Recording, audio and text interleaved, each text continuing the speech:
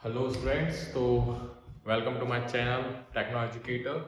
तो आज का हमारा टॉपिक रहेगा कंप्यूटर साइंस पे क्लास 12 फर्स्ट यूनिट हमारी रहेगी। और मैं आपको बताऊंगा यूनिट वाइज मार्क्स वेटेज, जो कि आपको किस तरह से प्रिपेयर करना है अपने आप को, ताकि आपके जो क्वेश्चंस है वो किस हिसाब से बनेंगे और कितने मार्क्स से क्या क्वेश्चंस बनेंगे, मैं आपको इसी स्लाइड में बता देता हूँ। देखिए, ये आपका टॉपिक मैंने कवर किया है। यहाँ पर यूनिट भी कवर कर सकता था मैं, बट मैंने टॉपिक वाइज कवर किया है, जिससे आपको प्रॉब्लम थोड़ा फेस कम करना पड़ेगा, क्योंकि अब टाइम अपने पास कम बचा है। सो हम डायरेक्टली देखते हैं कैसे होगा। तो पाइथन रिवीजन टूल 1 और 2 में जो है आपका 10 मार्क्स का आएगा। ये अधिकतर ऑब्जेक्टिव आएंगे जो हमने पढ़ रखे हैं, ठीक है। तो जो हमने क्लास 11th में हमने पढ़ा हुआ है वही आपका बनेगा यहाँ पर, ठीक है। वर्किंग विद फंक्शंस, अभी मैं वर्क विद फंक्शंस के थोड़ा सा कुछ मैं आपको बता दूंगा कैसे आपको लिखना है और किस तरह से क्वेश्चंस आ सकते हैं। तो 2 मार्क्स की आपकी थ्योरी रहेगी, 2 और 3 मार्क्स के आपके आउटपुट वाले क्वेश्चन आएंगे। आउटपुट वाले क्वेश्चन आपको पता है कैसे आते हैं, आपको पूरा प्रोग्राम दिया जाएगा, उसके बाद आपको उसका आउटपुट बताना है।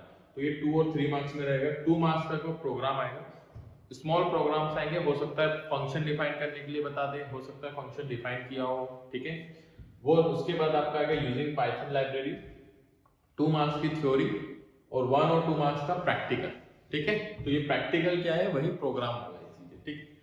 फाइल हैंडलिंग में आपका रहेगा 2 मार्क्स का प्रोग्राम और टेक्स्ट फाइल, 5 मार्क्स का केस स्टडी रहेगा CSV फाइल के लिए, और 5 मार्क्स आपके रहेंगे प्रोग्राम बाइनरी फाइल के लिए, ठीक है। सो प्रिपेयर कैसे करना है और आपके क्वेश्चंस क्या है, मैंने पूरा PDF एक तैयार करके रखा हुआ है, आप उससे प्रिपेयर हो सकते हैं अच्छे से, ठीक है। नेक्स्ट आपका रहेगा idea of algorithm efficiency, 2 marks का आउटपुट वाला ही आएगा, सिर्फ एक ही क्वेश्चन आने वाला है। Data structure 1 linear list, 2 marks का एक ही प्रोग्राम आने वाला है। उसके बाद आपका data structure 2 stack and query listing, वो भी आपकी आएगी 3 मार्क्स की, वो भी आपकी प्रोग्राम के लिए आने वाली है। तो हमको मेन यहाँ पर आपको कवर करना है, 40 मार्क्स का टोटल रहेगा, तो हमको यहाँ पर जो फंक्शन है यहाँ पर हमको कवर कर सकते हैं, ठीक है। चलिए, सो अब हम पढ़ लेते हैं वर्किंग विद फंक्शन, ठीक है। क्या होता है वर्किंग विद फंक्शन में, ठीक है, और फंक्शंस क्या होते हैं। Large program need to be divided into a small unit. A function is a small unit of a program. It consists of different function. A function has a few statement and instruction written in its body. तो function क्या होता है कि जब हम large programme पे काम कर रहे हैं, बड़े प्रोग्राम पे काम कर रहे होते हैं, तो हमें छोटे छोटे फंक्शंस बनाने पड़ते हैं। तो उन्हीं को हमको, उस यूनिट को जो हम छोटा स्मॉल यूनिट बना रहे हैं, उसी को हम बोलते हैं फंक्शन, ठीक है। कैसे डिफाइन होता है मैं बताता हूँ आपको। फंक्शन की डेफिनेशन क्या बनेगी, a function is a small unit of program that process the data and often return a value. मतलब प्रोसेस डेटा होगा, उसके अंदर हमने लिखा होगा DEF करके, ठीक है।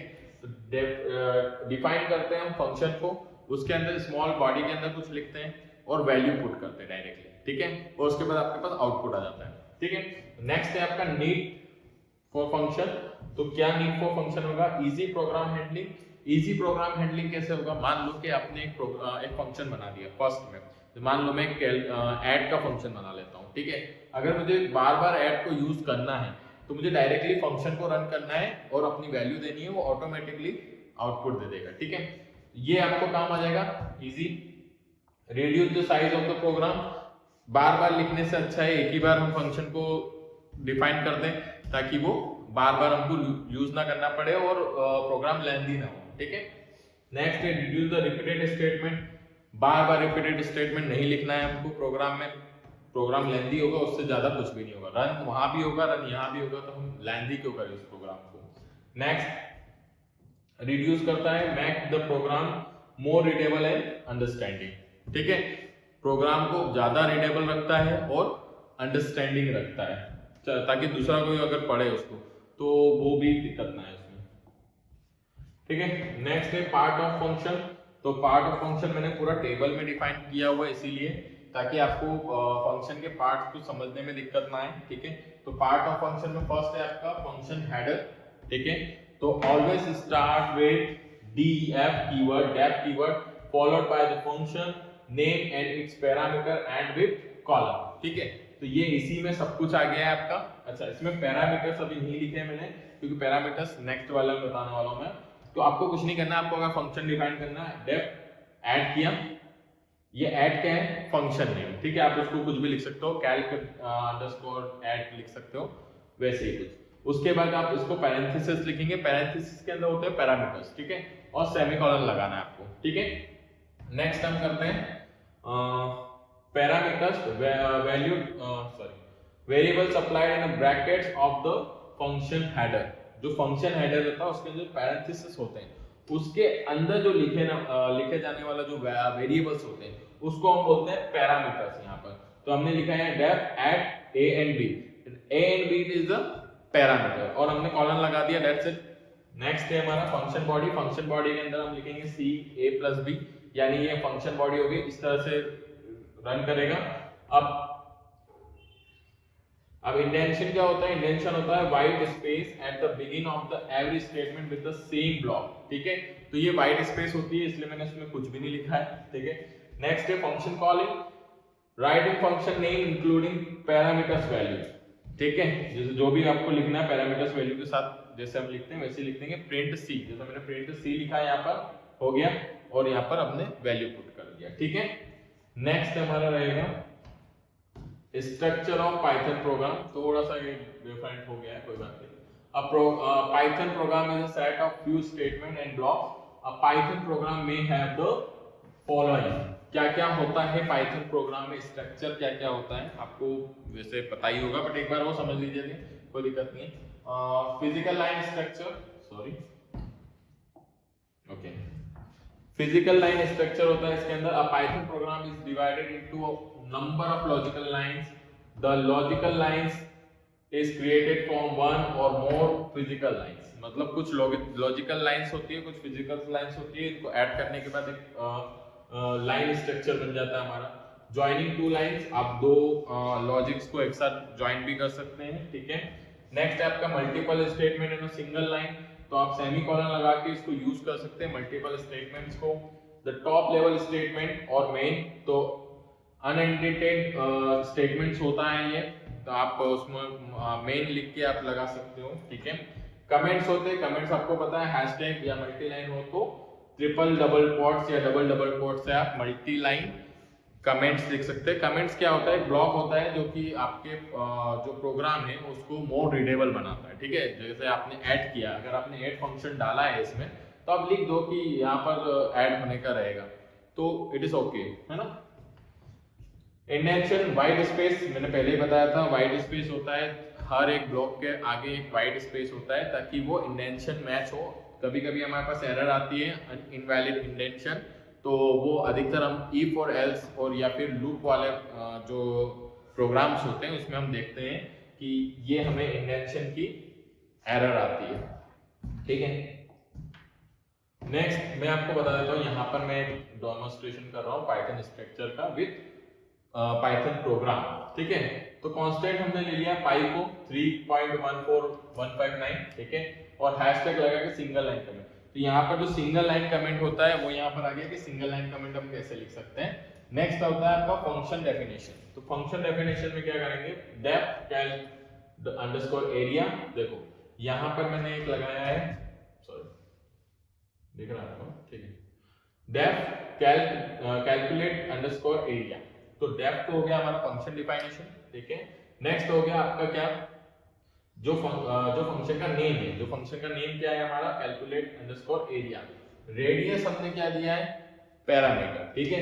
तो यहाँ पर डिफाइन हो गया, ठीक है। नेक्स्ट हम चलेंगे यहाँ पर, देखो यहाँ पर मैंने यहाँ पर मल्टी लाइन कमेंट इसीलिए दिया है कि आपको समझ में आया कि मल्टी लाइन कमेंट कैसे लिखते हैं। तो 3 मैंने लगाए ट्रिपल कोट्स, यहाँ पर ट्रिपल कोट्स यहाँ लगा दिए, यहाँ पर मैंने लिख दिया ये मल्टी लाइन कमेंट हो गया, ठीक है। नेक्स्ट हम रिटर्न दे रहे हैं, रिटर्न मतलब बॉडी, जो हम आगे पढ़ लिया हमने, पाई इनटू रेडियस, और हमने उसका 2 निकाल दिया है, ओके, कैलकुलेट कर दिया एरिया को, ओके।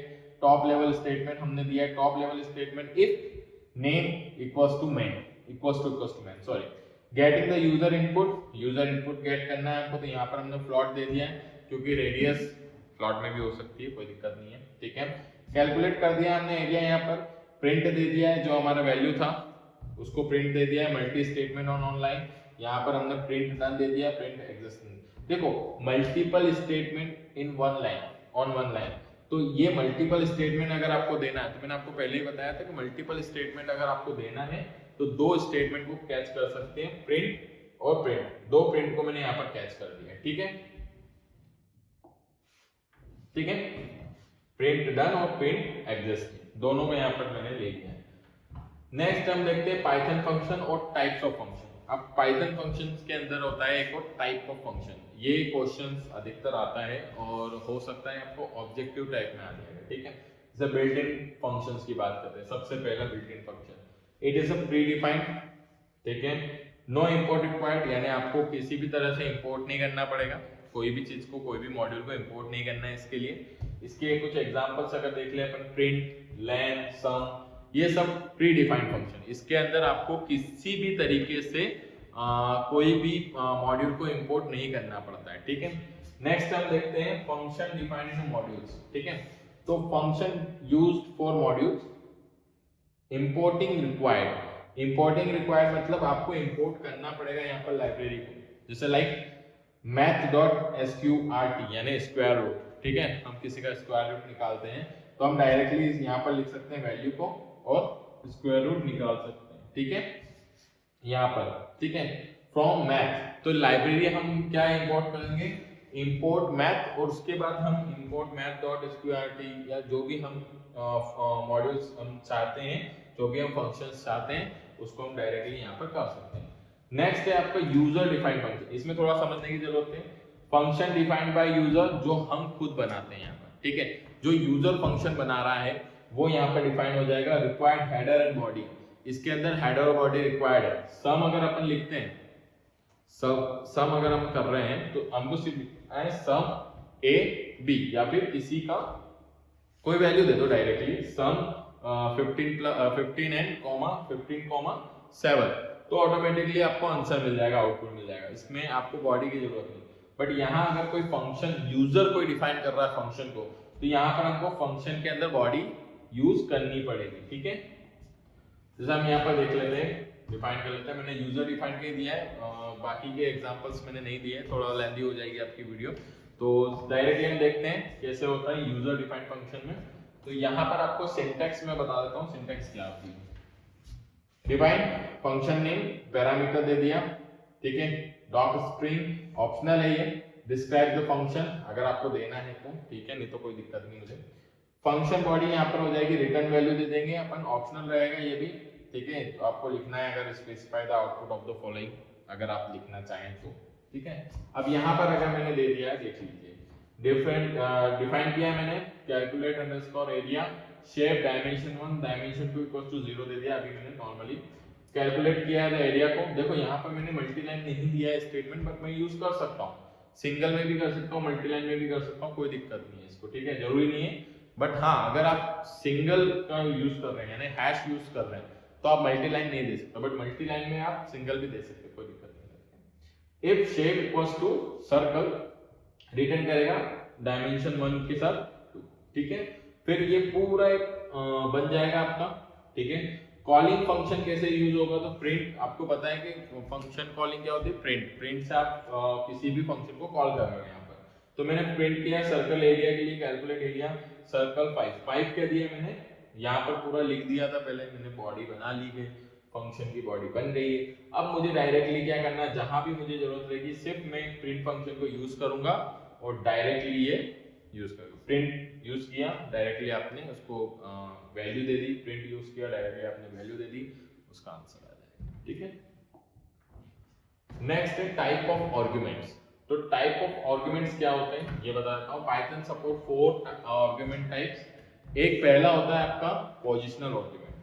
पोजिशनल आर्गुमेंट क्या होता है आपका, देखो, argument pass into function is correct position order, number of argument must match with number of parameter required. देखो, अगर आपने फंक्शन में यूज किया है ए एंड बी, ठीक है, तो आपको रिक्वायर्ड क्या होगी, ए और बी, ठीक है, ए फिर देन बी आएगा। अगर आप उसमें देते हो, मान लीजिए आपको 15+7 करना है ना, और आपने 7+15 कर दिया, इट इज ओके, क्योंकि आउटपुट तो सेम आएगा, बट यहीं अगर हम माइनस कर रहे हैं तो आउटपुट सेम आएगा क्या? नहीं। अगर हम 7 माइनस 15 कर देंगे तो माइनस का आउटपुट आएगा, ठीक है। तो हमको पोजिशनल ऑर्डर जरूरी है इसके लिए, ठीक है। डिफॉल्ट आर्गुमेंट में जो डिफॉल्ट आर्गुमेंट होते हैं आपको सबको पता है, यूजर नोस तो वेरी वेल, ठीक है। नेक्स्ट कीवर्ड आर्गुमेंट जो होते हैं आपके, keyword argument are the named argument with assigned value being passed in a function call statement. The user can combine any types of argument. किसी भी types के कीवर्ड आर्गुमेंट को आप कंबाइन कर सकते हैं, ठीक है। वेरिएबल लेंथ आर्गुमेंट क्या होता है? It is allowed to user to pass as many argument as required in the program. Variable length argument are defined with this symbol only, ठीक है। स्टार सिंबल से आपका यूज हो जाएगा। नेक्स्ट है आपका स्कोप ऑफ वेरिएबल। तो दो स्कोप ऑफ वेरिएबल होते हैं अपने पास। फर्स्ट स्कोप होता है आपका ग्लोबल वेरिएबल, सेकंड होता है आपका लोकल वेरिएबल। तो डायरेक्टली मैं यहाँ पर आपको इतना बड़ा कुछ बताने की बजाय आपको डायरेक्टली ले जाता हूँ एग्जांपल पे। देखो अब लोकल क्या होता है और ग्लोबल क्या होता है, ठीक है। तो लोकल में क्या होगा, डिपेंड किया हमने, यहाँ पर x हमने 100 दिया, ठीक है। देखो ये कहां पर है, x कहां पर है हमारा, इस फंक्शन के बाहर है। तो अगर वो बाहर है तो क्या हो गया, वो ग्लोबल वेरिएबल हो गया। मतलब आप उसको इसके अंदर भी लिख सकते हैं और इसके बाहर भी लिख सकते हैं, ठीक है। मतलब ये कि अगर मैंने यहाँ पर x को 100 डिफाइन कर दिया, ओके, ग्लोबल वेरिएबल डिफाइन किया इसको मैंने, ठीक है। अब मैं फंक्शन के अंदर भी ग्लोबल लिख के x लिख दूंगा तो ग्लोबल हमारा फंक्शन के अंदर यूज हो जाएगा, ठीक है। बट लोकल और ग्लोबल में एक ही फर्क है। क्या है डिफरेंस, ये देख लीजिए कि आप लोकल को बाहर यूज नहीं कर सकते। अगर फंक्शन यहाँ पर क्लोज हो गया है, फंक्शन ने आपको खत्म, आपने फंक्शन को खत्म कर दिया है यहाँ पर, तो आप जो y को, जो y मैंने बनाया यहाँ पर लोकल वेरिएबल, वो उसको आप बाहर यूज नहीं कर सकते। मतलब फंक्शन के बाहर यूज नहीं होगा लोकल वेरिएबल, और ग्लोबल वेरिएबल फंक्शन के बाहर भी यूज होगा और अंदर भी यूज होगा। सिंपल है, आपको इसमें ऑप्शनल मतलब जो आपके मल्टीपल चॉइस क्वेश्चन होते हैं वो मिल जाएंगे इसके लिए, ठीक है। Next, thank you. और आपको मैं एक ये पीडीएफ मैंने आपको बता देता हूँ यहाँ पर, ठीक है। इसके अंदर आपको सारे ऑप्शनल जो आपके आते हैं, ठीक है, वो भी मिल जाएंगे। आपके 1 मार्क्स क्वेश्चन मिल जाएंगे, आपके मल्टीपल चॉइस क्वेश्चन मिल जाएंगे।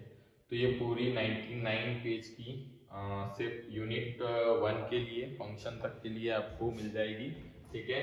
तो अगर आपको किसी को भी ये चाहिए हो तो आप मुझे मेरे इंस्टा हैंडल पे एक डीएम कर सकते हैं, आपको मैं सेंड कर दूंगा ये। Thank you very much. अगर आप मुझे यहाँ तक देख रहे हैं तो आपको पता चल ही गया होगा कि किस तरह से कंटेंट आने वाला है आपके पेपर्स में।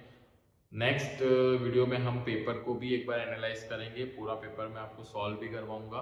तो स्टे ट्यून विथ मी।